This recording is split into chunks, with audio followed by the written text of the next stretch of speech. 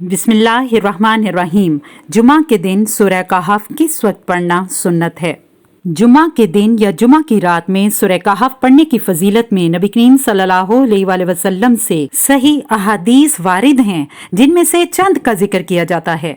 हजरत अबू सईद खुदरी रजी अल्लाह तआला अन्हु बयान करते हैं कि नबी करीम सल्लल्लाहु अलैहि वसल्लम ने फरमाया, जिसने जुमा की रात सूरह कहफ पढ़ी उसके और बैतुल्लाह के दरमियान नूर की रोशनी हो जाती है। इमाम मुस्लिम ने सही जामे में इस हदीस को सही करार दिया है। एक और जगह नबी करीम सल्लल्लाहु अलैहि वसल्लम ने फरमाया, जिसने जुमा के दिन सूरह कहफ पढ़ी उसके लिए 2 जुमों के दरमियान नूर रोशन हो जाता है। हाफिज इब्ने हजर रहमहुल्लाह तखरीजुल अज़कार में कहते हैं कि ये हदीस हसन है और सूरह कहफ के बारे में ज्यादा कवी है।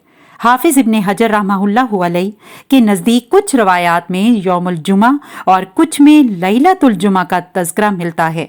गोया इस बिना पर सूरह कहफ पढ़ने का वक्त जुमेरात वाले दिन ग़रूब आफ़ताब से जुमा वाले दिन ग़रूब आफ़ताब तक होगा।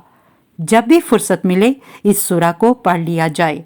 अल्लाह मुझे और आपको दीन की सही समझ बूझ और उस पर अमल करने की तौफीक अता फरमाए। आमीन।